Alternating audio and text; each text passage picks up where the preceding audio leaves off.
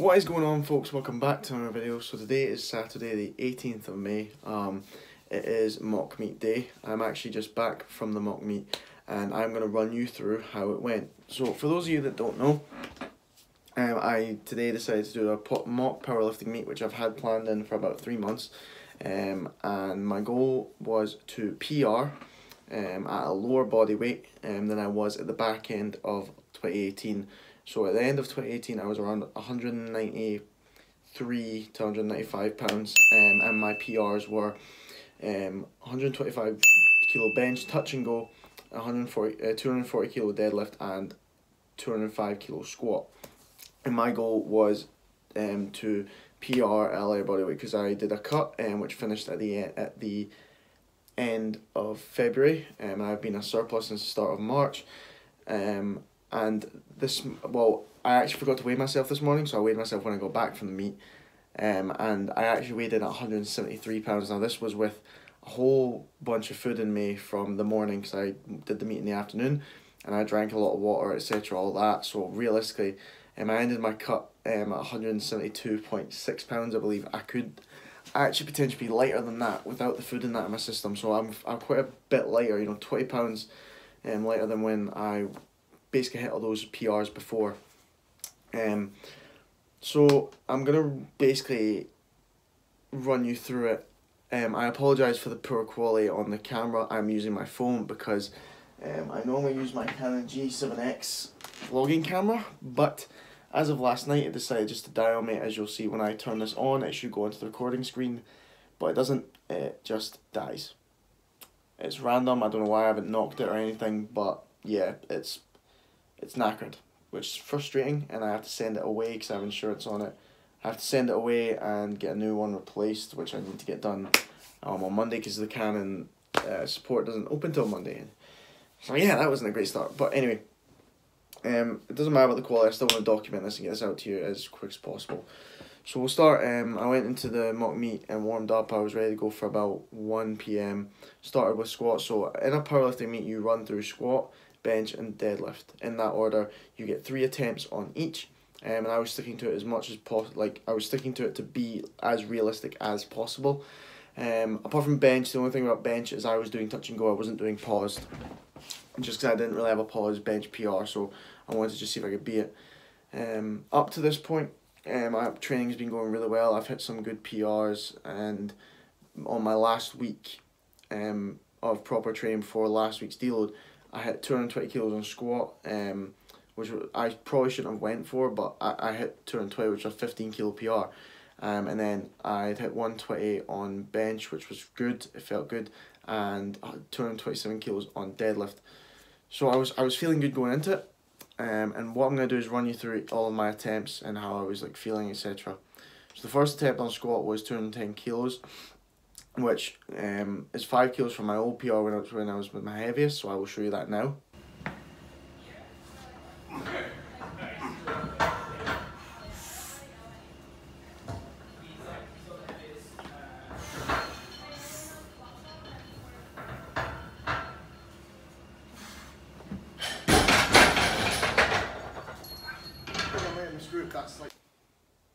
So as you can see, 210 moved absolutely fine, felt good. And I decided to go straight to 220 because I felt like that was there. I'd hit that before. I was pretty confident. I'll show you.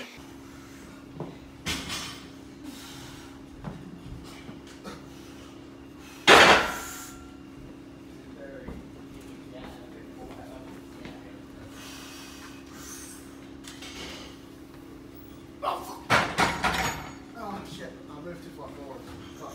So 220, I failed miserably. It's quite funny actually looking at that. Could be on a gym fails page.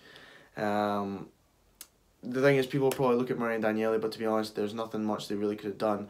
And I exited it safely. Like, I got on my head, I still had the safeties up, and I was fine. So when I viewed it, I was like, I leaned too far over, and that's why I couldn't get back up, because I essentially had to I would have had to just basically extend my back up, and there was no way my body was going to do that with that amount of weight. Which was my own fault. I decided to go for 221 the next time, and this is what happened.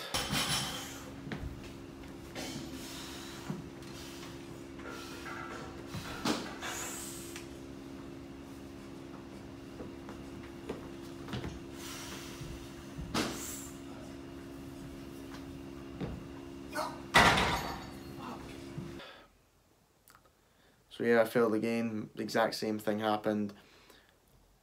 I don't know, looking at it, I still probably leaned too far forward with the squat, so I went 1 for 3 on squats, which was piss poor.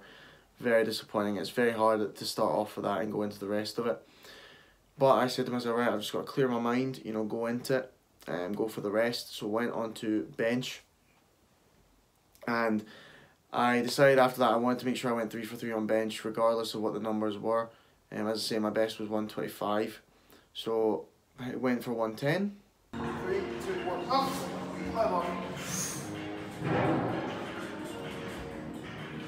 As you can see, that moved really well, was happy with that. Went for 115.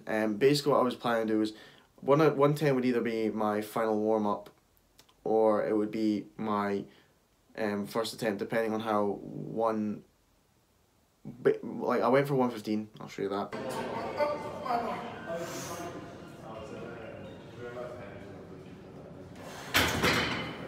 115 moved decent, and I thought, right, if 120 moves well, I'll make that my second attempt, go for something more. But 120 was an absolute grinder.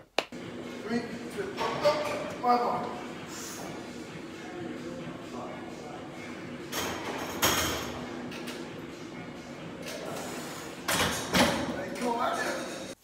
So as you can see that I had nothing left in the tank. It was like there was no way I could have got any possibly more, so that was not great either. 5 kilos off my usual PR, which was like just crap, to be honest.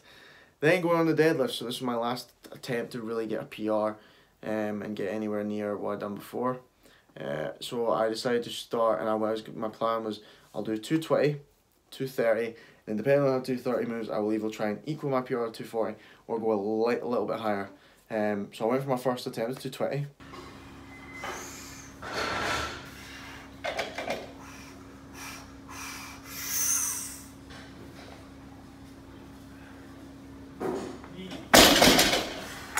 And that moved very well. I felt very good after that. I was like, yes, that is there. And I decided to put 230 on and go for that.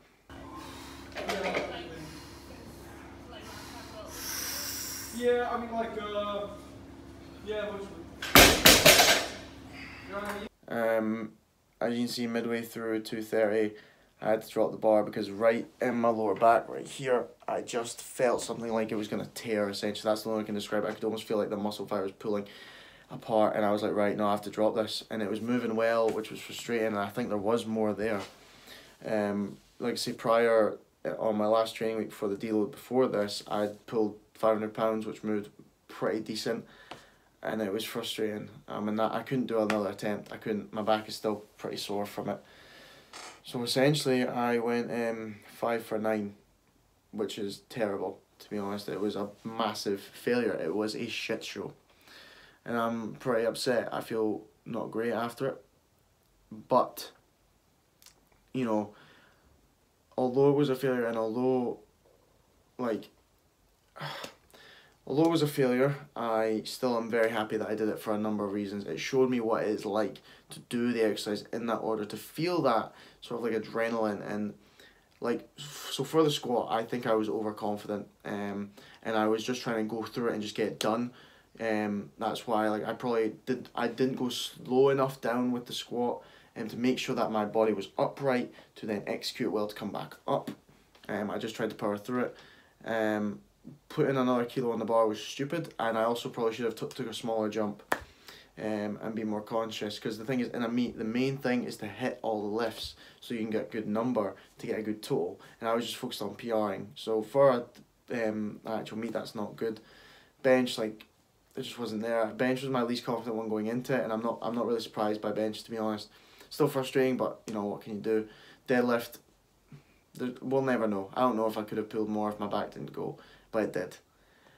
Now the thing is, guys, I can sit here and make excuses and be like that, like, you know, oh, but I'm 20 pounds lighter, so what I hit was great. Like, I'm still stronger for my body weight than I was. You know, nah.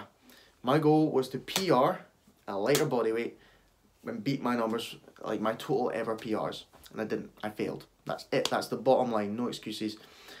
So the only thing I could have done is prepare better. So training wise, to be honest, my training I think was good. I think leading up to it, I stayed away from my maxes. I was PRing. I was hitting rep PRs, and I did take. I did start reducing training volume as I got closer, which are meant to do.